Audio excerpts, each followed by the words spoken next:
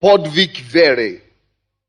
U kого есть украинская Библия? Есть ли у кого? Украинская Библия. Или украинская Библия. Новый Завет. Или на русском, но перевод, современный перевод. Есть современный перевод? Это украинский или новый перевод по-русски? Откройте, пожалуйста, первое послание Тимофею. Первое послание Тимофею, 6 глава. Братья и сестры, у кого дырки, Бог говорит сейчас, что Он хочет исцелять людей зубы. Я уже сказал один раз, кто-то еще не получил.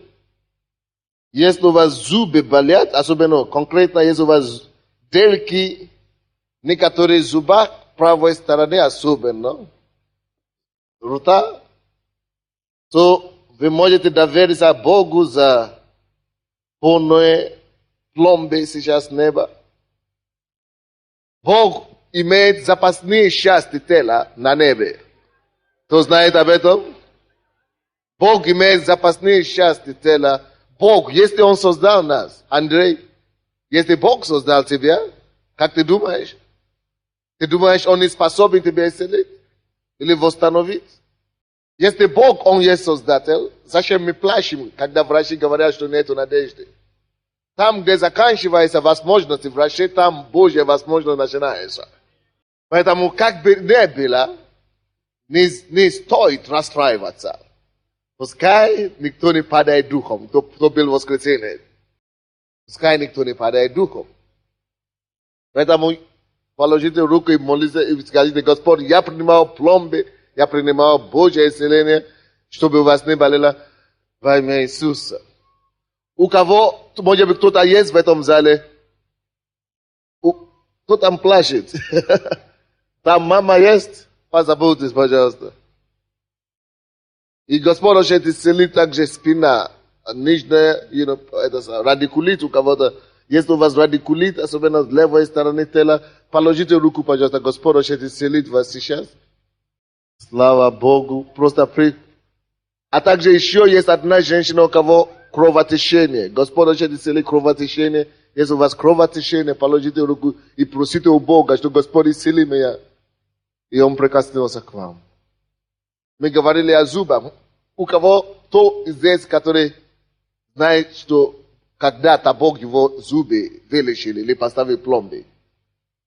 То Он вылечил или... А если пломбы поставил, машите руку. У вас новые пломбы? Скажите, когда это было? Он поставил вам пломбы, а у вас ночью. Да? Вы не могли вырвать зубы, и Бог, вы молились, Бог вырвал вам зубы? Без врачей? Слава Господу, спасибо. Кто еще там? А сколько вы ходите в церковь? 3-й год. Кто еще там? Поднимал руку. Что? Серьезно? А кого поставил? Может быть, Бог кого-то зубы тоже поставил. Слава Богу. Вы знаете, все в силе Господа. У Господа. Бог всемогущий. Он все может делать. Откройте, пожалуйста, первое послание Тимофею, 6 глава, 12 стих. Змаг по-русски, по-украински это что? Что такое змаг? А? Змаг. Здесь написано: змагай добрым змагом веры. Это не смак, а змаг. Вы не знаете, видите, украинцы такие есть.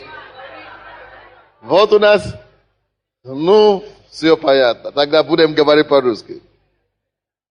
Откройте русскую Библию, первое послание Тимофею, 6 глава, 12 стих. Я переведу вам на русский. На русском здесь пишется: подвизайся добрым подвигом веры. Подвизайся добрым подвигом веры. Держись вечной жизни, которой ты и призван, и исповедовал доброе исповедание перед многими свидетелями. Я проповедую сегодня на теме добрый, вернее, подвиг веры. Кто-нибудь читал, кто когда-то читал Ветхий Завет, Библию? Ветхий Завет, то есть Старый Завет Библии. Вы заметили, что там много войн, много разрушений и убийства. Постоянно дети Израилевы вели битвы и борьбу с кем-то. Они сражались постоянно, с каким-то народом. Слушайте, братья и сестры, в этом мире, в котором мы живем, ведется постоянное сражение. Особенно постоянное сражение между злом и добром. Это постоянно. И если, какой бы ты ни был, если ты живешь в миру без Бога, дьявол порабощает тебя, угнетает постоянно. И если ты придешь к Богу, ты стал на стороне добра, значит, ты непосредственно, даже хочешь, не хочешь, на тебе идут какие-то атаки, какие-то искушения, какие-то неустройства. То знаешь, что в этом мире мы все подвержены, или как это, повержены, мы все подвержены проблемам и атакам сатаны. Все подвержены. И ты никуда не уйдешь от этого. Не обойдешься, дорогой.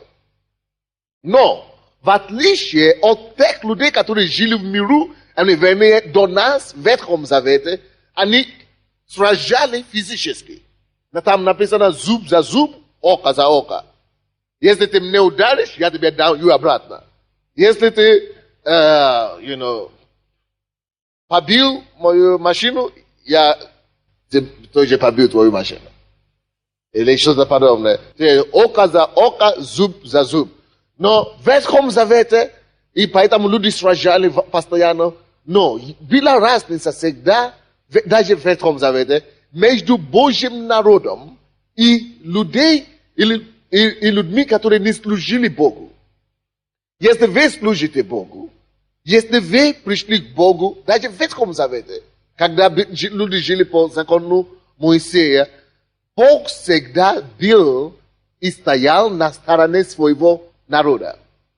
Сегодня также Бог все еще стоит на стороне своего народа. Это не только когда враги физические приходят против тебя, это когда любые проблемы нападают на тебя. Вы знаете, любые проблемы это враг. Поэтому нам не нравятся проблемы. Поэтому сегодня также народ Божий все еще сражается. Народ Божий, даже в Новом Завете, в котором мы живем, в поколении благодати, в этап церкви, в которой мы живем, все равно мы ведем, это не хотим, войну с злом миром. Но Библия говорит нам, Ветхий Завет говорит нам только об одном виде войны, который он рекомендует для христиан. Бог это называет война веры, или сражение веры, или подвиг веры. Я хочу это объяснить вам сегодня. Что такое Библия говорит нам? Сражайся или подвизайся добрым подвигом веры. Что значит подвиг веры? Не просто, вы знаете, когда мы говорим о подвиге, обычно мы говорим о пощик дела, да? О победе. Но здесь слово подвиг обозначает сражение. Так что мы можем эту тему понять как сражение веры или подвиг веры. Подвиг веры в этом контексте обозначает сражение. Поэтому написано подвизайся добрым подвигом. Подвизаться значит сражаться. Аминь. То есть добрым подвигом значит доброе сражение веры. Поэтому мы будем изучать с вами сегодня, что такое подвиг веры, сражение веры. Поэтому что такое подвиг веры, братья и сестры? Очень интересно. Прежде чем я объясню этот факт, я бы хотел, чтобы вы посмотрели Ветхий Завет, когда люди сражали, и израильтяне воевали, и что они всегда одержали победу, потому что Бог был с ними. Откройте, пожалуйста, вторая книга Паралипоменон. Вторая Паралипоменон, 32 глава, 8 стих. Паралипоменон, Вторая Паралипоменон, 32 глава, 7 и 8 стихи. 7 и 8 стихи. Я считаю. Будьте тверды, Бог говорит нам, будьте тверды и мужественны. Это было то, что один из князь израильских говорил Божьему народу. И знаете, что то, что было направлено к Божьему народу в Библии, то, что слова, которые были сказаны Божьему народу в Библии, это тоже косвенно относится к нам сегодня, правда? Вот то, что было написано и сказано относительно Божьему народу, когда они стояли перед большими проблемами, перед неразрешимой войной, которая была больше них. И этот царь сказал, будьте тверды и мужественны. Не бойтесь и не страшитесь царя ассирийского и всего множества, которое с ним. Потому что с нами более, нежели с ним.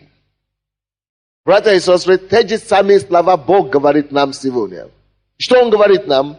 Будьте тверды и мужественны, братья и сестры. Не бойтесь и не страшитесь. Вместо царя ассирийского можно называть свою проблему. Поставь там свою проблему. То есть Бог говорит тебе, будь тверд и будь мужествен, не бойся и не страшись. Это проблемы, которые у тебя есть. Не страшись развода, допустим. Не страшись болезни, допустим. Не страшись чего-то там. Еще.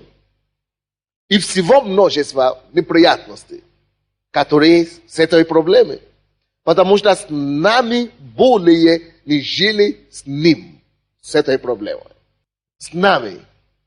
Если ты с Богом, если ты пришел к Богу по-настоящему, если ты уже принял Иисуса своим Господом и Спасителем, если ты знаешь Иисуса как твоего Спасителя, ты знаешь, что Он живет в тебе, Он твой царь, ты живешь с Ним каждый день, слушай.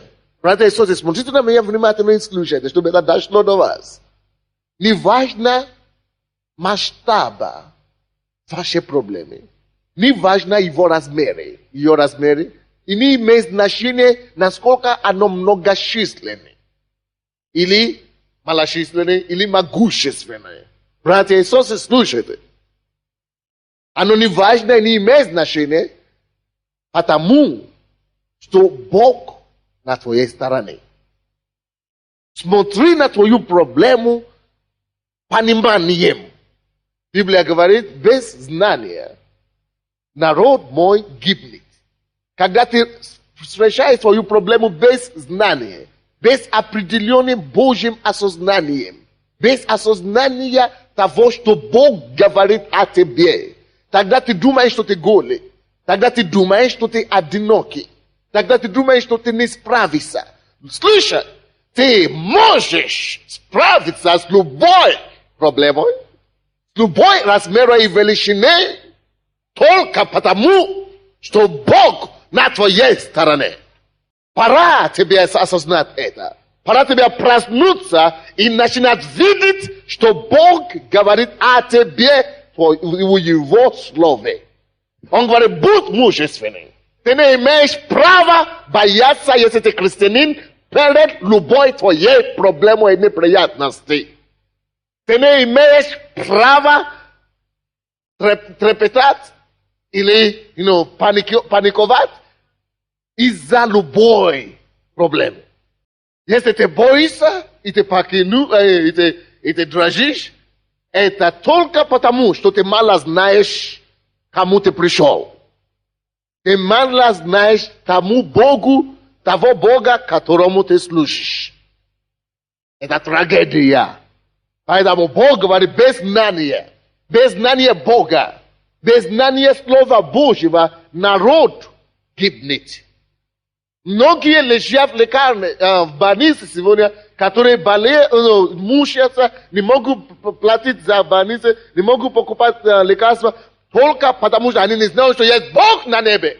Есть больница в городе, есть больница в Киеве, где Бог с простершими руками ждет их. Но Он просто ждет. Почему они не обращаются-то? Или они ищут Бога, но не идут в правильное место. И Богу больно. Потому что они не идут к Библии. Они не идут к Слову Божьему. Они не идут к Богу. Они ищут что угодно. Но не только не Бога, который силен помочь им.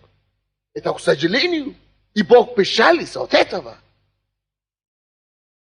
Но если вы уже пришли, слушай, что Бог говорит, знай, осознай тому, кому ты пришел. Пойми, что ты уже больше не один. Ты не видишь Бога, но Он тебя видит. Может быть, ты видишь твою проблему, что она окружает тебя, но пойми, здесь, на самом деле, закрыть Бога. Чтобы твоя проблема тебя поглотила, необходимо, чтобы эта проблема сначала поглотила Бога, потому что ты закрыт в Боге. Ты во Христе.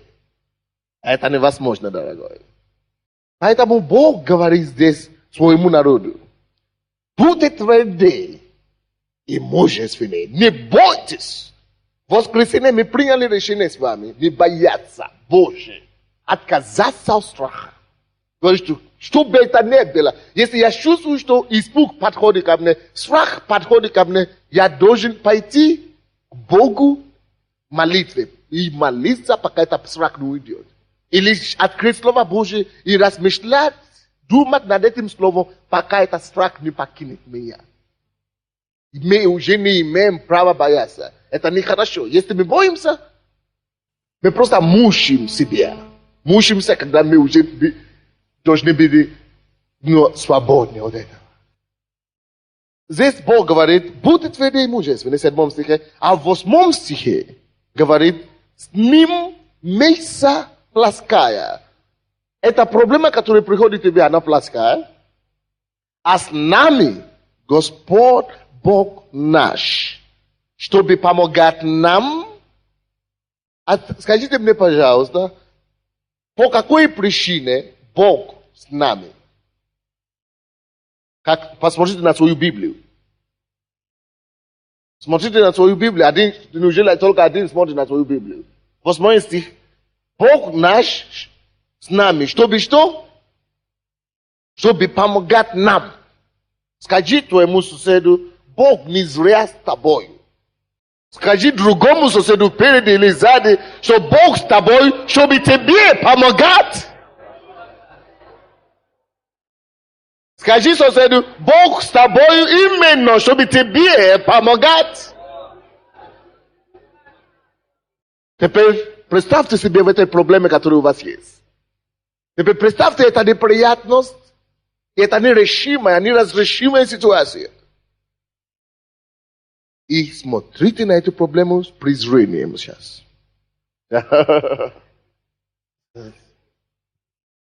Вот это все. Ну все. Я больше с презрением обозначает, смотри вниз, говорю: я больше из-за этой проблемы больше не буду переживать. Все. Да даю Богу, ну все. Завязаешь. Прими решение не возвеличивать больше твои проблемы и неприятности. Не помогай сатане. Помогай самому себе. Когда ты говоришь о своей проблеме и неприятности, ты возвеличиваешь эту проблему. И этим самым ты угнетаешь себя. Я больше не буду беспокоиться, не буду переживать об этой проблеме. Я буду только презирать эту проблему. Раз вперед, то есть раз и навсегда все. Почему? Потому что я знаю что-то. Но если ты не будешь знать, на что ты уповаешь, кто стоит за тобой, тебе будет тяжело презирать свою проблему. Но я могу презирать свою проблему, унижать эту проблему, потому что я знаю, что за мной есть крыша. Есть Бог, который с нами, месяца, плоская с ними, но Бог, Господь, Бог наш, с нами, чтобы помогать нам. И сражаться на бранях наши, то есть на сторонах наши. И подкрепился народ словами Иезекия, царя иудейского. Братья и сестры, Бог сегодня призвал нас, Он говорит нам, Он не скрывает от нас, Он говорит нам, что этот мир полон неприятностей, сражениями, борьбами. Но очень часто мы, как верующие, думаем, что, почему мы переживаем? Потому что мы говорим, мой ребенок болеет, мы пытаемся сами разрешать эти проблемы. Мы вроде бы, я должен бороться против развода моей бороться. Или воевать, как таково. Как люди в миру борются с своими проблемами. И как люди в Ветхом Завете боролись. Почему я говорю и проповедую сегодня о подвиге веры? Потому что единственная борьба веры или сражение веры, единственная борьба или подвиг, который мы призваны подвязаться сейчас, уже не плоское и мирское сражение и подвигом, как другие миру. Наши отношения уже должны измениться и быть другое. То есть я уже не борюсь против моей болезни. Слушайте внимательно. Как христиане, я уже не борюсь против неудачного контракта или против врагов, которые окружают меня, колдунов и так далее. Я не бегаю по бабкам и по этим самым. Я уже не борюсь. Почему? Потому что борьба за меня уже была выиграна. Битва за меня уже была отвоевана победа. Уже была совершена Иисусом Христом. Если вы пришли, как мне это объяснить? Помоги мне, Дух Святой, сегодня. Если вы пришли к Богу, вы в курсе, что Иисус Христос, Он умер за людей, так? Но все то, что Иисус делал на земле, на кресте, когда Он умер за людей, это все не станет частью твоей жизни, пока ты сам не придешь к Нему и попросишь у Него, чтобы Он стал твоим Господом и Спасителем, пока ты не отдашь свою жизнь Ему, чтобы быть под Ним полностью. И говорит: Господь, Ты мой Бог, веди меня по жизни. Пока ты не войдешь в подчинение Иисуса, Его все то, что Он отвоевал для тебя, оно не станет твоею по-настоящему. Вы поняли? Или по-другому? Вы поняли? И это практический пример. Что когда мы с вами жили в миру, многие из нас думали, что мы верующие в душе. Правда? Мы жили как все. Бегали по бабкам, по целителям, по экстрасенсам и так далее. Правда? И мы думали, что мы с Богом живем, хотя Слова Божьего мы даже не знали. Правда? Но когда мы пришли к Богу, мы даже ходили в церковь, ставили свечки, каялись, возвращались и не могли все равно освобождаться от этих проблем и грехов. Но когда мы пришли в церковь, по-настоящему, да, вы заметили, что вы приняли Иисуса, и вы уже ходите в церковь постоянно, вы видели в себе изменения. То увидел в себе, в своей жизни изменения, после того, как он пришел в церковь. Все. Отпустите ваши руки. Вы сразу видели изменения к лучшему, правда? Вы сразу видели, что мне уже не хочется курить, мне уже не хочется пить, мне уже не хочется гулять, мне уже не хочется колоться. И кто там мне задал вопрос: почему ваши церкви не пьют и не колятся, даже не выпивают? Я говорю: дело в том, или не курят. Я говорю: дело в том, что когда мы были без Бога, была нужда, потому что мир, стресс каждый день, проблема каждый день, хочется успокоиваться, хочется, поднять настроение, хочется как-то расслабиться, правда? Поэтому мы курим и пьем, а то ты не найдешь себе места. Вы заметили, да? Когда ты не пьешь, ты не куришь, пока не курящие, пока не покурят, что никто не находит себе места. А когда мы уже пришли к Богу, в том-то и разница, что я пришел к Богу, живу с Ним и обнаружил вдруг, что без этой сигареты и табака я уже нахожу себе место. чувствую себя уютно, все хорошо, то есть то, что я хотел раньше получить через сигарету, я автоматически это получаю сейчас, даже без сигарет. То, что я хотел и получить через это самое, румки и так далее, автоматически это веселье есть, это радость есть. Ну зачем тогда лишнее это самое тратить? Лишнее здоровье тратить на сигареты и на это самое, на выпивки. Ну, бесполезно. Ну, сами подумайте. Не то, что в нашей церкви запрещено пить и курить. Не запрещено. Ничего вообще не запрещено. Но просто человек трезвой головой уже начинает думать, ну, здесь уже потребности. Зачем мне ходить пальто летом, так, когда нету этого нужды? Ну, зимы-то уже нет. Чего мне тогда мучить себя-то?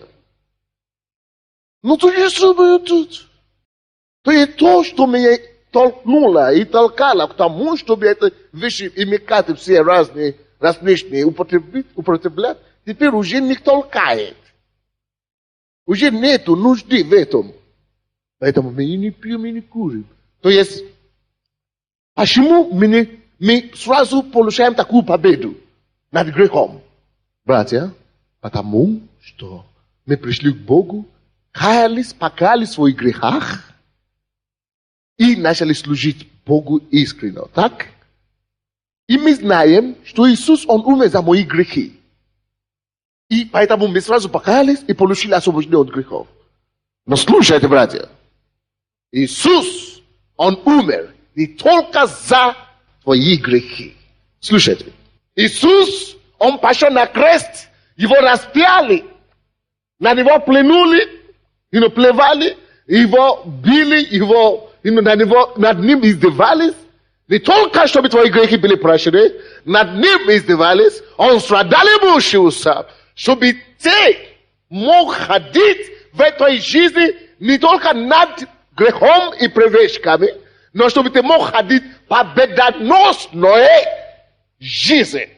Чтобы ты мог жить победой над обстоятельствами жизненными, над обстоятельствами семейными, над обстоятельствами личной жизни, над всяким обстоятельством и ситуацией. Чтобы ты мог быть над, а не внизу.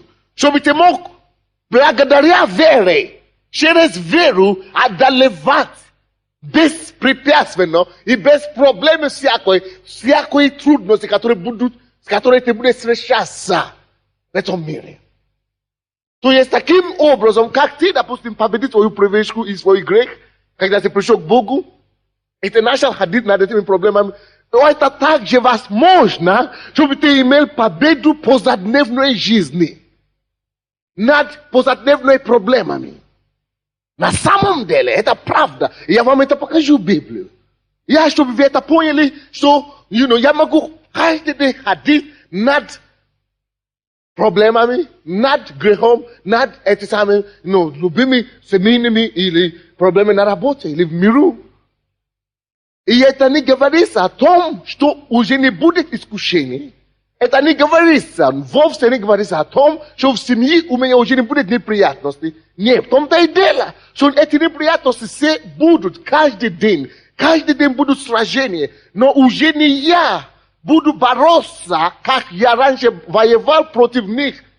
Теперь у меня уже другая война, другой подвиг, который называется подвиг веры.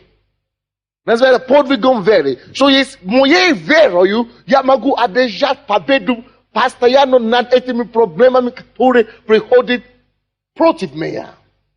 Допустим, когда сказали, вы слышали свидетельство этой мамы, она пела здесь, Наташа, она говорила, что когда врачи сказали, проблема пришла в семью, ребенок потерял зрение на 50%. Это же ужас. Срочно очки и так далее. 50%. Она забоялась, напугана. И сказала, давайте мы купим, а потом будем молиться. Если Бог уже исцелит, мы выбросим очки. Это одна реакция. Другая реакция у отца. И отец сказал, что нет, я тебя вообще в аптеку не пущу. Зачем тогда Бог?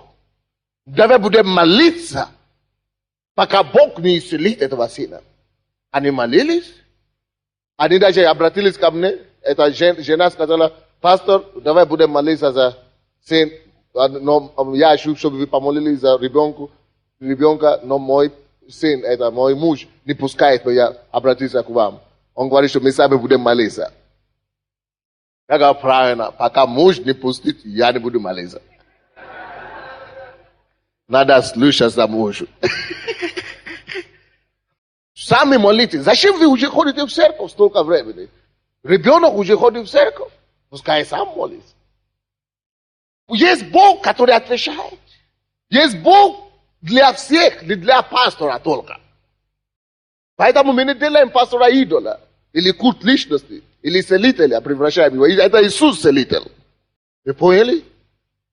Поэтому, когда у тебя есть проблемы, любые проблемы в жизни, Бог хочет, чтобы ты подошел к этой проблеме такой менталитетом, таким представлением, что Иисус умер за меня, чтобы я победил эту проблему. Поэтому, Господь Иисус, ты видишь эту проблему, я не буду беспокоиться, я не буду бегать туда и сюда, я не буду суетиться, я отдаю эту проблему в твои руки, ты можешь победить эту проблему, ты уже победил все мои проблемы на Христе Иисусе, не только ранами твоими я исцелен, твоей смертью я победил и эту проблему, эти искушения, эти поношения на меня, поэтому именем Иисуса, Господь, я буду полагаться на тебя, я не буду переживать, я не буду беспокоиться, я не буду суетиться, Господь, я полагаюсь на тебя. О, ты силен решить мою проблему и не другие. Господь, я полагаюсь на тебя. И когда к тебе приходят родственники и говорят, ты что, у тебя же ситуация такая плохая, ты неудачник, у тебя что-то не получается,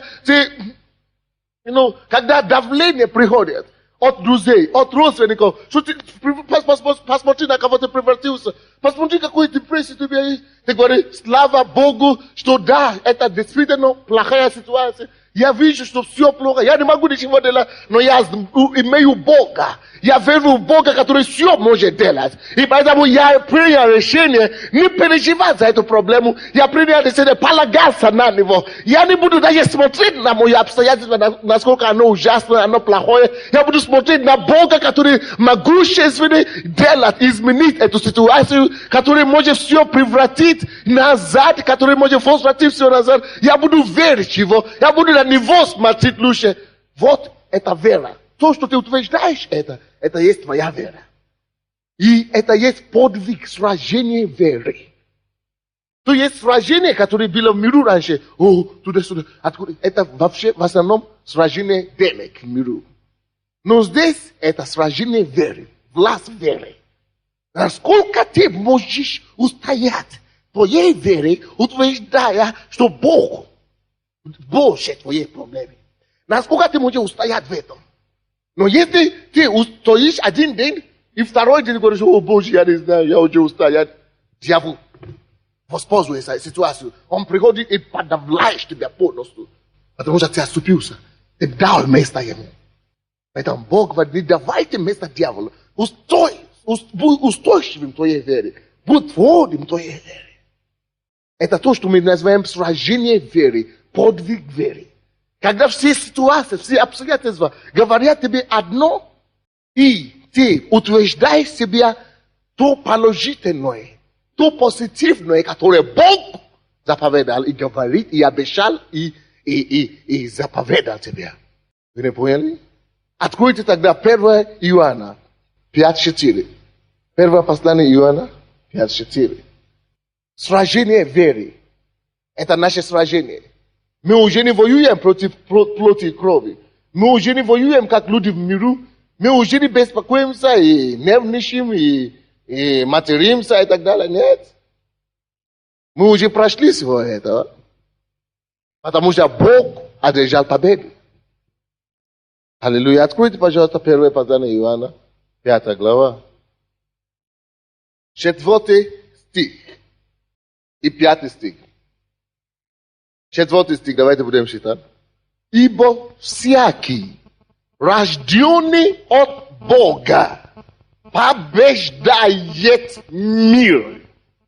Ибо Siaki masokuro kosika yalo soto.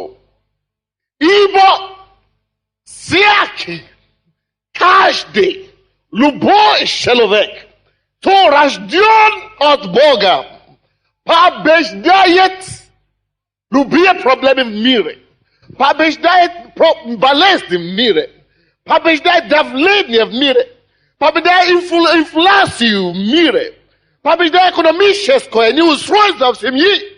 Ибо если он рожден от Бога, если Бог родил его, если он Сын Божий, он может победить мир. Он имеет потенциал победить мир. Как это получается? Как это может быть? Читай дальше. Ибо всякий рожденный от Бога побеждает мир. Это значит, ни один рожденный от Бога не должен быть побежден миром. Или проблемой, или неприятностью. Братья и сестры, смотрите на меня. Если вы уже пришли сюда и приняли Иисуса, девушка, если вы уже пришли сюда, приняли Иисуса, и уже служите Господу, Бог не разрешает тебе проиграть.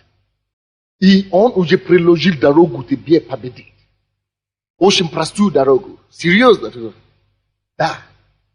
Серьезно? Он уже приложил вам дорогу, чтобы вам было легко это сделать. То, что будет возможно всем делать. И говорит, всякий рожденный от Бога побеждает мир. И это, в конце, это есть победа. Победившая мир. Вера наша. О чем мы проповедуем сегодня? О подвиге веры. Твой подвиг ведет через веру твою. То есть, зачем нужна вера? Когда нужна вера? Вера как раз нужна тогда, когда все положения, все обстоятельства, которые окружают тебя, говорит тебе одно. Допустим, посмотри на опухоль. У меня опухоль, или нарывы, или рак, но уже распространяется по телу, и я стою на это, в моем сердце. Не просто говорю устами, что я верю. Слышишь? Вера, это не просто то, что ты произносишь.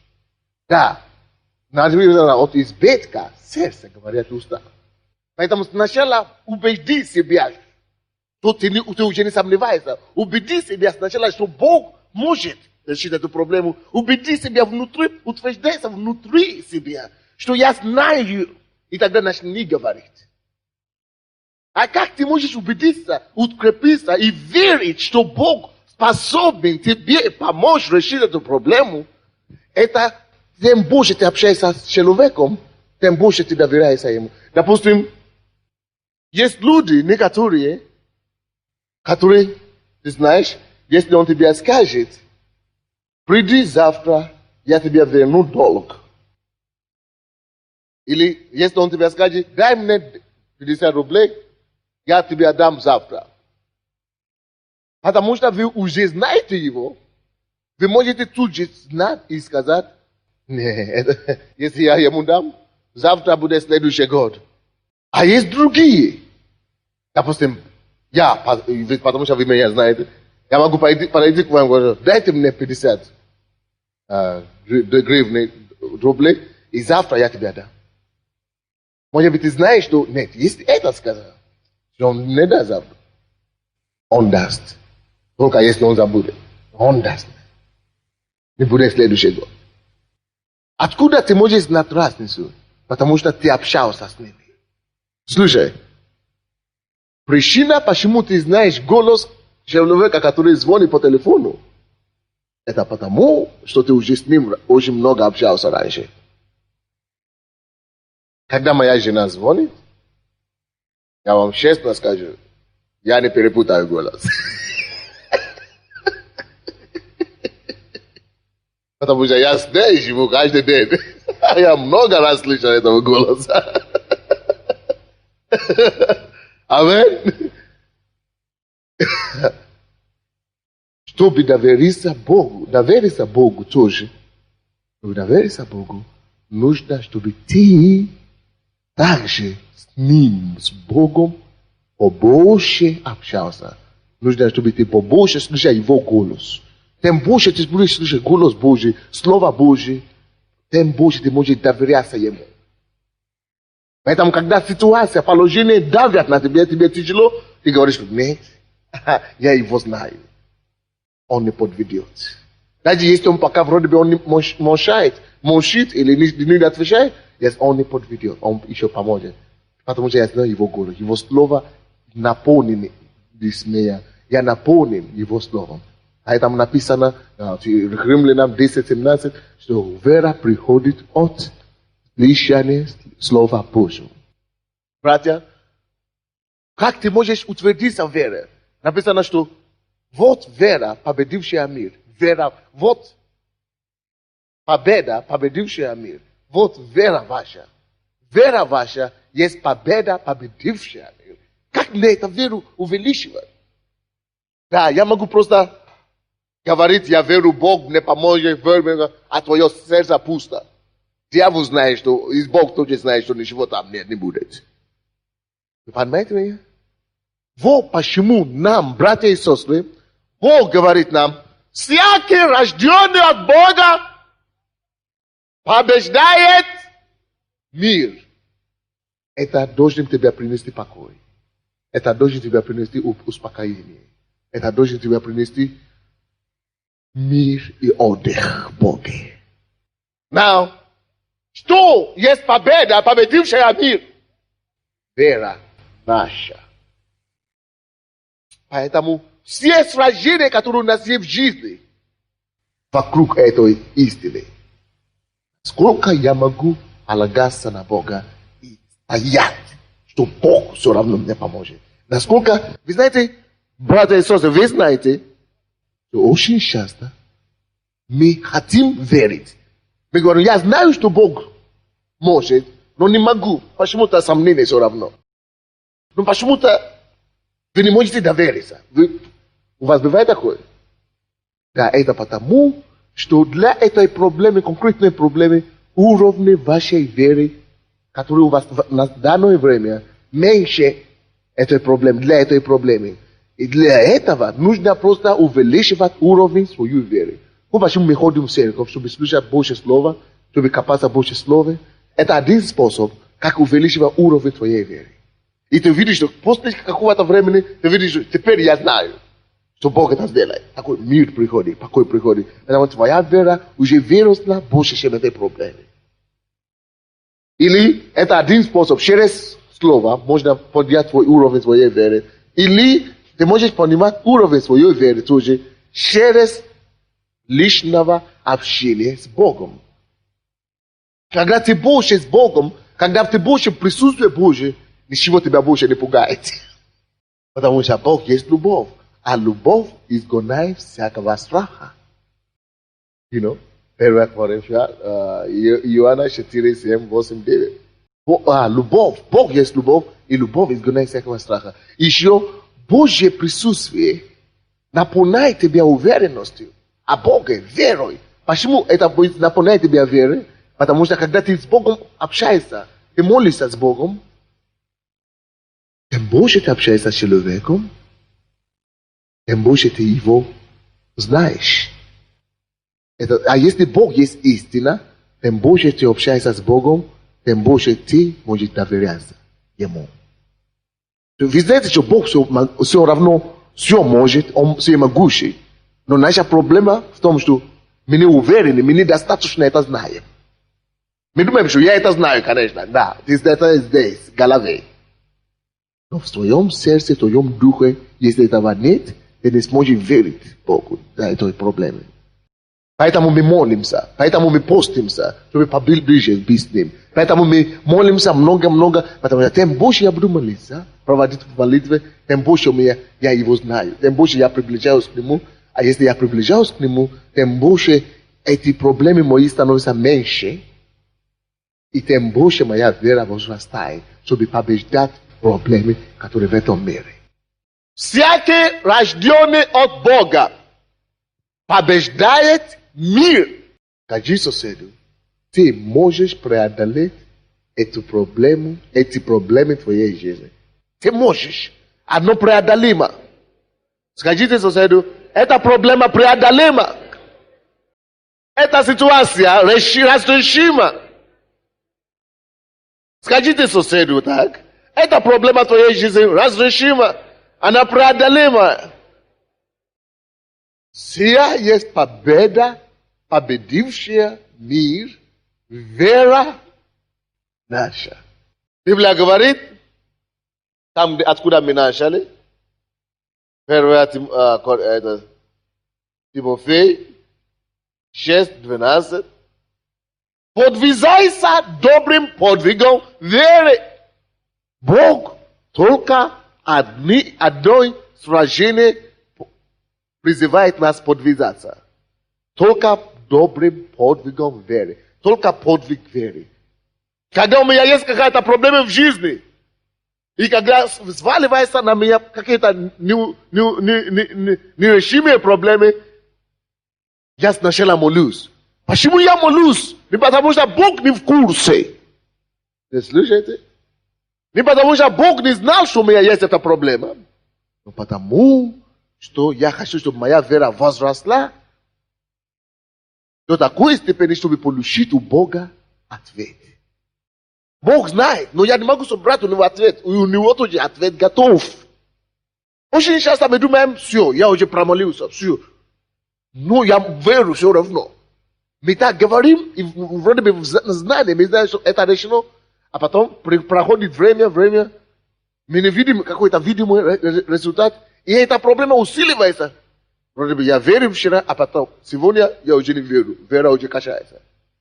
Это значит, ты не так веришь, как ты думаешь, что ты уже уверен.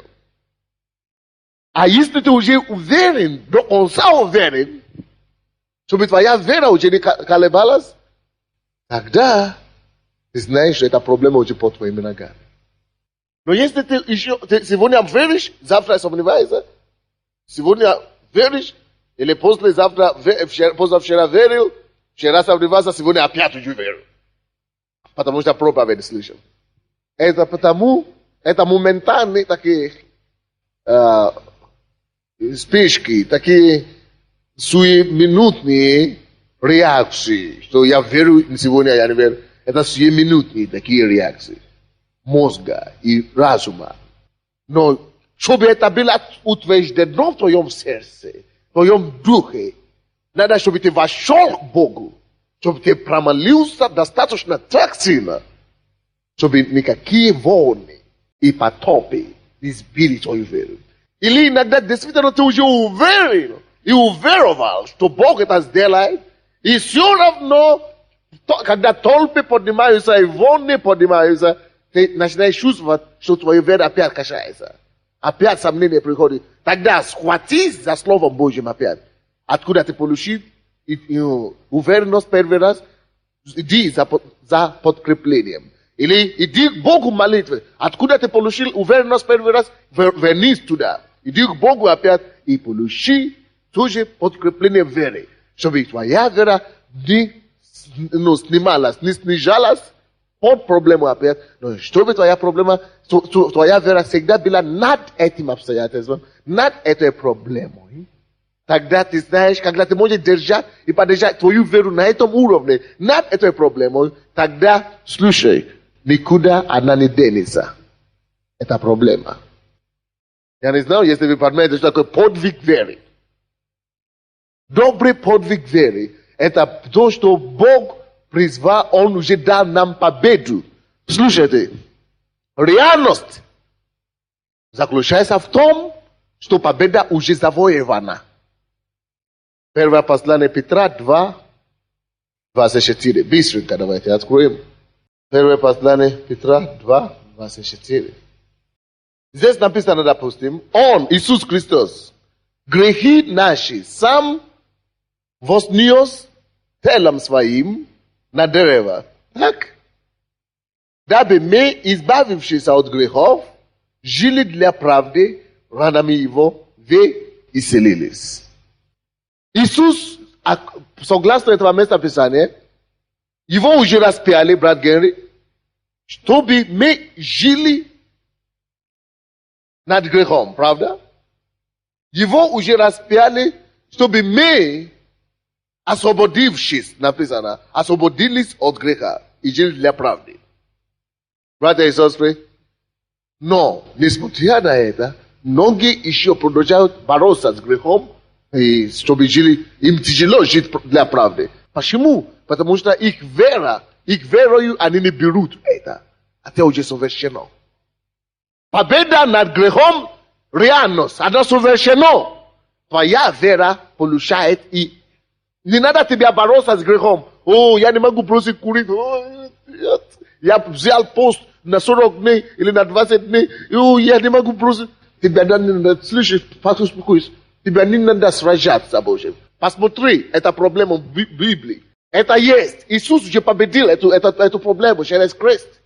Если это грех, посмотри, написано, что освободившись от греха через Христа. Поэтому 8 за это Римлянам 6:11 говорит, что но грех уже не должен властвовать над нами. То стань на это, говорит Господь, грех не должен властвовать надо мной. Я стою над этим. Во имя Иисуса написано, грех не должен властвовать надо мной.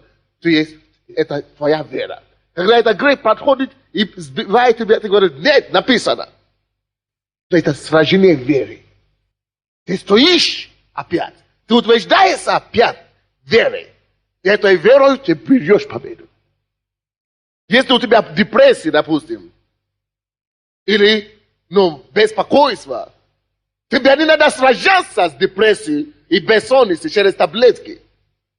Тебе не надо подвязаться. Уже победа совершена. Теперь ты должен подвязаться подвигом веры. А что такое подвиг веры? Это значит, что Иисус уже победил депрессию для меня. А почему у меня депрессия? Потому что я должен брать это. Своей верой. Это подвиг веры. Поэтому я открываю Слово Божие. Допустим, от Иоанна 14 глава, 26, по-моему, стих. Там написано, что Иисус, Он говорит, что я даю вам мир, не как мир дает вам мир. Но я даю вам мир, что есть, не беспокойтесь, не беспокойтесь, что Бог дает мне мир, Иисус дает мне мир, я беру его мир. Я не беспокоюсь, потому что написано, то есть Иисус уже завоевал, отвоевал для меня мир и покой от депрессии. Поэтому я беру этот мир, или Римлянам 5 глава 1 стих, что через смерть его мы имеем мир с Богом. Я стою на это, что я имею мир.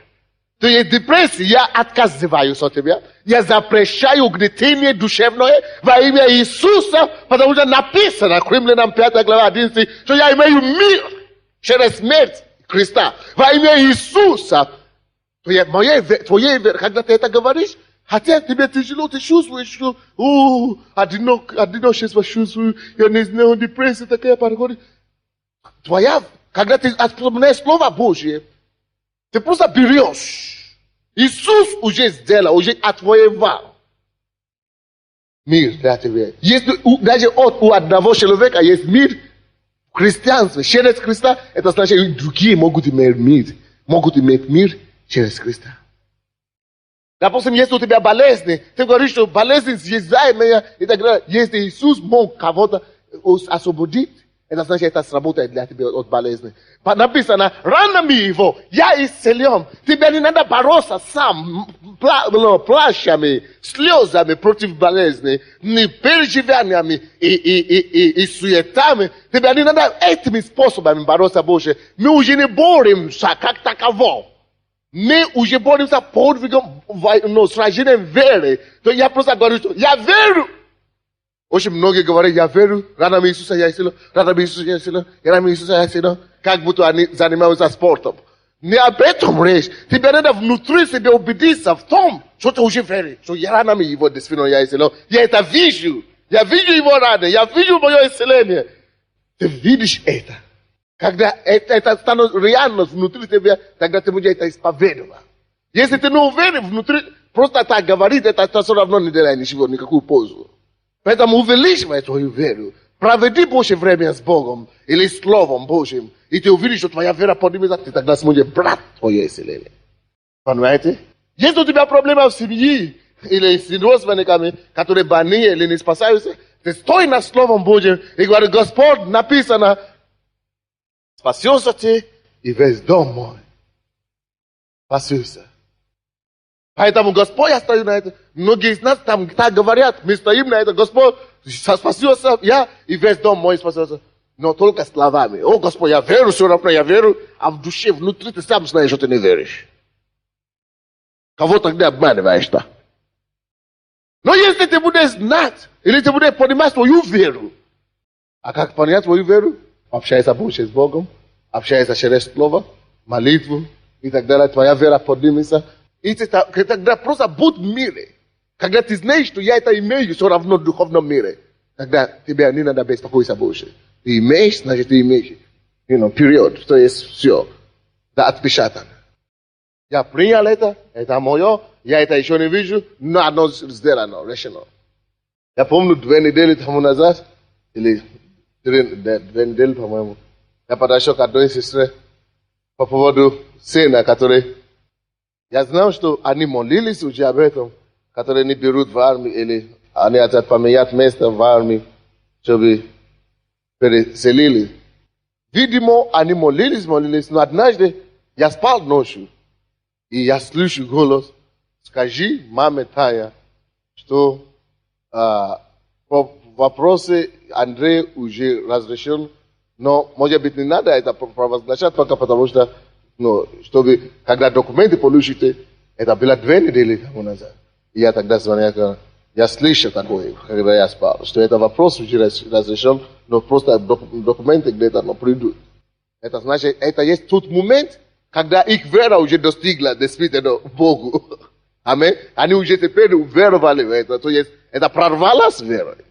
И Бог, наверное, просто мне просто сказал, чтобы они уже знали, что пока нет результата, да? 2 недели еще не будет результата, но не переживайте. И иногда Бог дает нам знать таким образом. Либо тебя скажет, либо просто даст мир, или через кого-то скажет, что ты будешь знать, или даст тебе слово Библии, чтобы ты будешь знать, что все решено. Хотя ты еще не видишь, что дано, чтобы ты не поддался это еще давление, которое будет. Аминь. Подвиг веры. Подвигом веры подвизайтесь. Вы понимаете сейчас, что это значит? Подвизаться добрым подвигом веры. Это значит, все наши сражения, все наши ситуации жизненные, мы можем победить их просто через нашу веру. Давайте станем. Веришь ли ты Богу, что Он может решить твою ситуацию и твою проблему? Подними твои руки, Бог, и говори: Господи, я верю.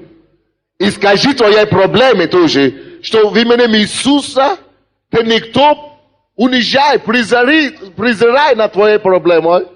С твоей верою победи твои проблемы. Твоей верою унижай твою проблему. Двинь твою гору, через твою веру. Унижай твою гору, твою проблему, через твою веру. Держись одной рукой за Бога, и другой рукой унижи твою проблему. Одной рукой твоей верой на небо, и стань над твоей обстоятельством, над твоей проблемой. Держи крепко за него. Я держусь за Богом, и я знаю, что я победитель. Я держусь за Богом, и я знаю, что эта проблема, она решилась и решится во имя Иисуса. Я держусь за Богом. И у него сила решить мою проблему. У него способность дать мне победу. У него есть власть над обстоятельством моей жизни. Поговори с Богом, общайся с Ним. Унижай твою проблему. Реши твою проблему твоей верою. Ибо сакарубу вавосуку. Келебо сакая лабасая. Молись. Проговори эту проблему. Пророчествуй победу. Пророчествуй прорыв. Пророчествуй. Молись.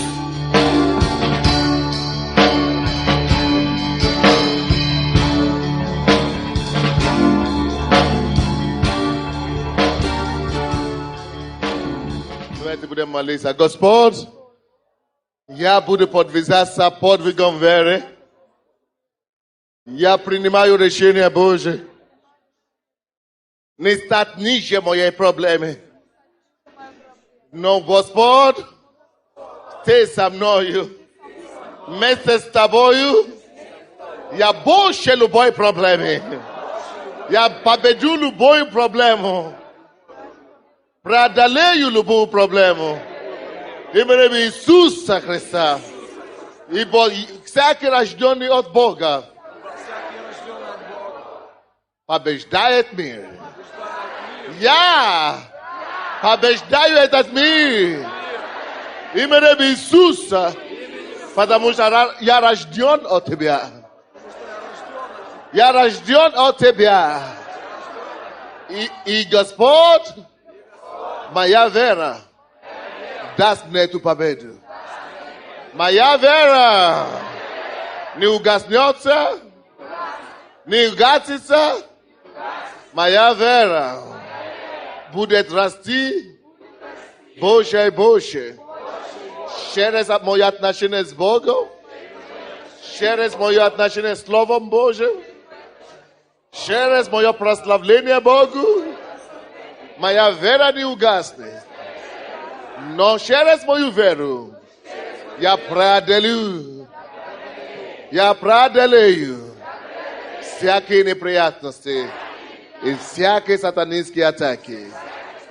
Именем Иисуса Христа. Именем Иисуса Христа. Те проблемы и неприятности. Я презираю Тебя.